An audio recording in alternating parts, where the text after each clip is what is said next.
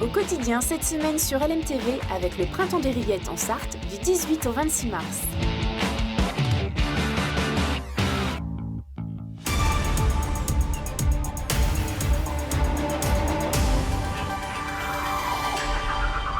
Bonsoir à tous et bienvenue dans ce journal en ce vendredi soir, un journal présenté par Anthony Piton. Bonsoir cher Anthony. Bonsoir Aurélien, bonsoir à tous. Au sommaire de ce vendredi, les 3 jours de Mamers n'auront pas lieu. Oui, leur annulation fait suite au blocage d'une partie des entrées de la ville par les forains.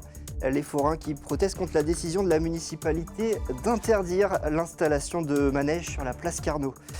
Les locaux des Beaux-Arts du Mans occupés par des étudiants, leur action s'inscrit dans la vague de protestation contre la réforme des retraites.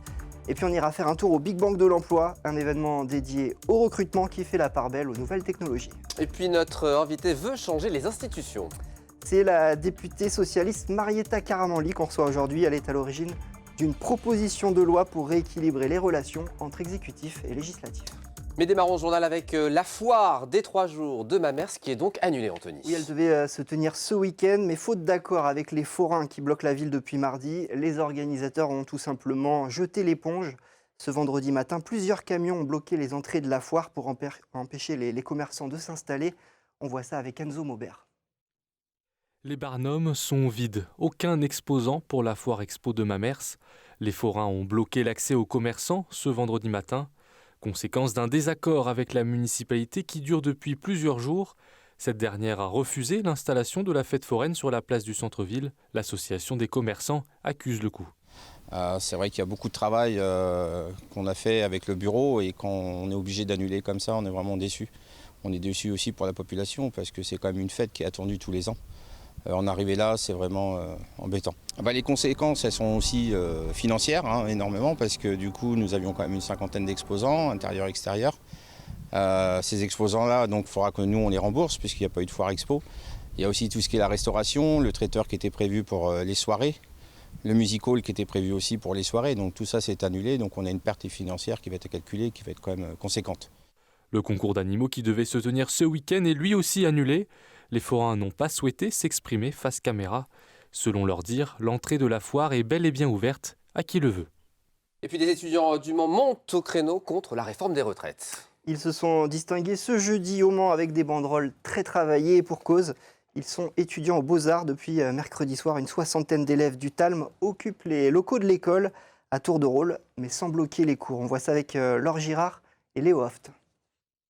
Le passage de la réforme des retraites par le 49.3, c'est la goutte d'eau qui a fait déborder leur pot de peinture.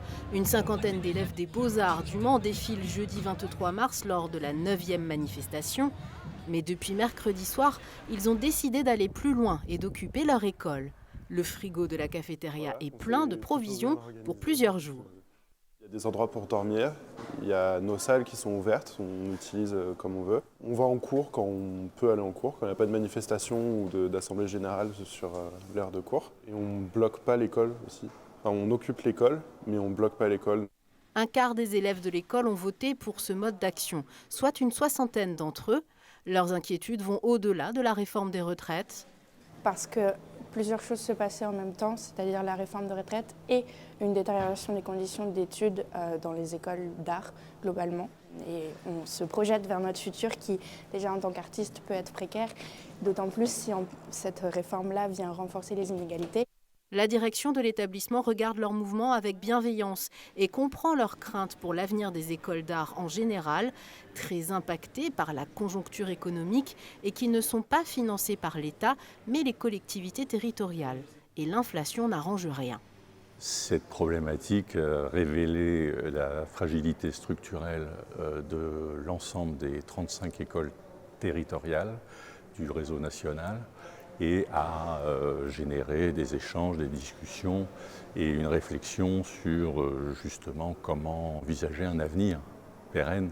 Et donc une démarche d'aller vers l'État pour demander un engagement plus fort. Si les Beaux-Arts du Mans sont pour l'instant plutôt mieux lotis que leurs homologues d'Angers ou de Tours, avec une augmentation du nombre d'élèves cette année, les élèves, eux, veulent se battre pour l'ensemble du réseau et son avenir.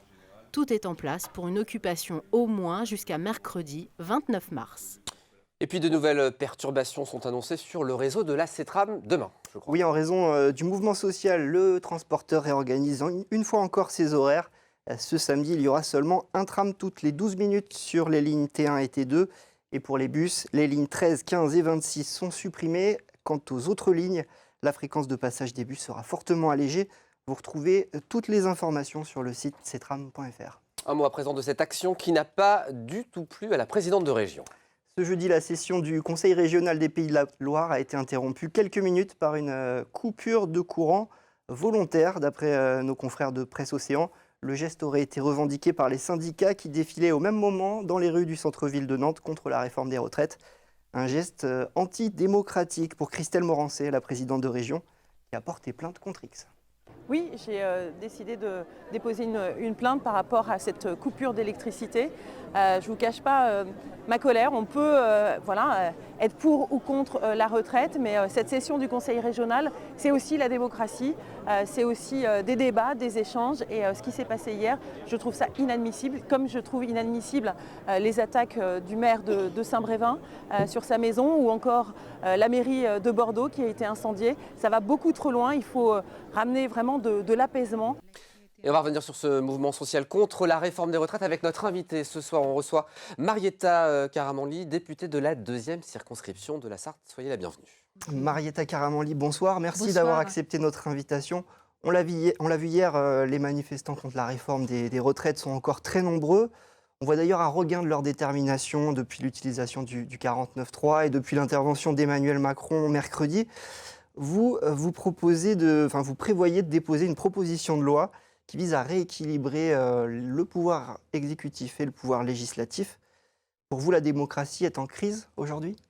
Oui, c'est d'une certaine manière, oui, elle est en crise. C'est surtout la confiance aussi de nos concitoyens. Et je pense que dans cette réforme des retraites, qui n'est pas passée par un projet de loi, mais vraiment par un projet de financement de la sécurité sociale, donc par un article, était quand même quelque chose qui ne s'est jamais vu dans l'histoire du pays. Et puis je dirais que toutes les utilisations de différents dispositifs, certes constitutionnels, pour pouvoir forcer un petit peu l'examen, ça soulève quand même beaucoup de questions. Donc ce n'était pas une réforme qui devrait passer de cette manière-là. Donc du coup, ça pose vraiment, ça a mis à jour, de certaine manière, et en lumière plutôt, cette question d'équilibre de pouvoir.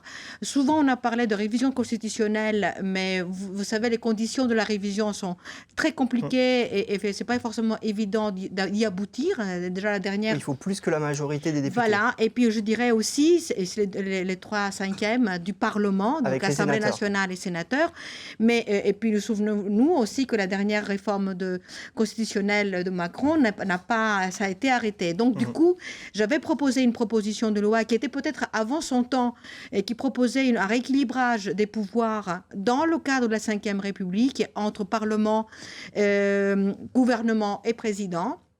Effectivement, avec par exemple l'élection du Premier ministre qui s'engage devant le Parlement d'une certaine manière, et aussi les parlementaires également de leur côté. Donc voilà, c'était un texte qui a été proposé en 2021. Il n'était pas forcément dans les priorités, mais ce qui s'est passé depuis les élections, ce qui s'est passé donc en 9 mois en termes de méthode, de réforme et de force finalement utilisée, d'une certaine manière, montre aujourd'hui que si on veut sortir, et on doit sortir par le haut. Ce qui se passe aujourd'hui, c'est que le Parlement est piétiné, c'est ça, par l'exécutif ? Le Parlement est piétiné. Le Parlement aussi n'a pas encore suffisamment de moyens de contrôle et d'évaluation. On l'a vu avec Jérôme Guetz et notre groupe, comment finalement on a pris un petit peu la main pour aller contrôler justement, demander des comptes, etc. Mais c'est très, très, très limité. On le voit très, très bien. Mais ça a permis de démontrer un mensonge, de le démonter et de finalement amener le gouvernement à se positionner de manière plus claire. Donc voilà, c'est aussi des outils démocratiques et le Parlement, c'est le représentant du peuple. Donc effectivement, c'est essentiel. Votre proposition, elle prévoit que le Premier ministre soit investi par l'Assemblée nationale et que ce soit le Premier ministre aussi qui préside le Conseil des ministres au lieu du Président de la République. C'est un peu un retour à un système parlementaire, finalement? Alors, c'est un système parlementaire, mais en fait, quand même, dans un cadre de la Ve République, où il y a le fait majoritaire et il y a aussi l'élection au suffrage universel du président. Donc, c'est quelque chose de... C'est pas une 6e République, ce n'est pas forcément totalement la même 5e République que nous avons aujourd'hui, mais en tout cas, une évolution des méthodes, des moyens de fonctionner, de faire fonctionner notre démocratie aujourd'hui. Est-ce que plus globalement, vous pensez qu'il faut tourner la page de cette 5e République? C'est ce que proposait Jean-Luc Mélenchon notamment.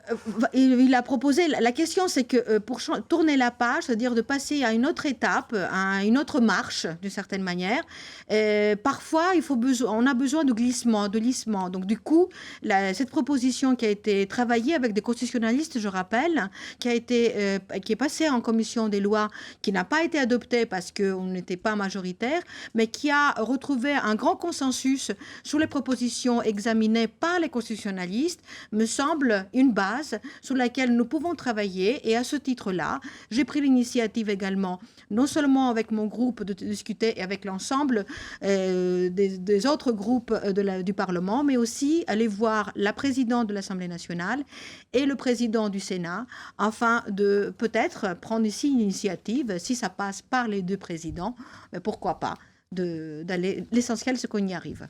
Merci beaucoup, Marietta Karamanli, d'avoir été avec nous.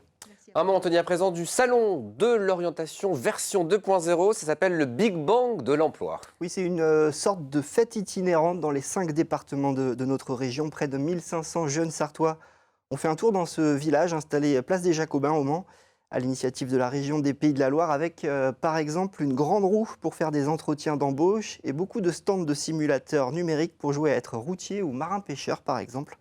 On écoute à nouveau Christelle Morancet, la présidente de la région. Double objectif, d'abord l'orientation, et on le voit aujourd'hui avec beaucoup d'établissements scolaires de la Sarthe, des collèges, des lycéens. L'objectif, c'est de leur ouvrir le champ des possibles et surtout de leur faire découvrir, les mettre en immersion dans des métiers avec des méthodes plutôt modernes, notamment avec beaucoup de numérique. Et puis un deuxième enjeu, bien évidemment, c'est de répondre aux besoins des entreprises, parce qu'aujourd'hui, quels que soient les départements de la région, quel que soit le secteur d'activité, quelle que soit la taille de l'entreprise, aujourd'hui, nos entreprises recrutent et elles ont des difficultés.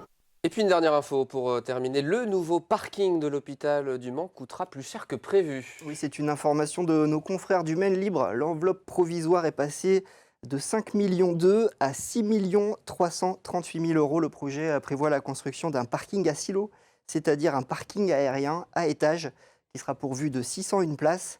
Les travaux doivent débuter après l'été pour une livraison début avril 2024. Merci beaucoup Anthony, c'est la fin de ce journal. Une petite page de pub, la météo, puis on se retrouve avec l'excellent Alain Moreau. On parlera de la création du franc qui a un lien avec la Sarthe. Vous allez le voir, à tout de suite.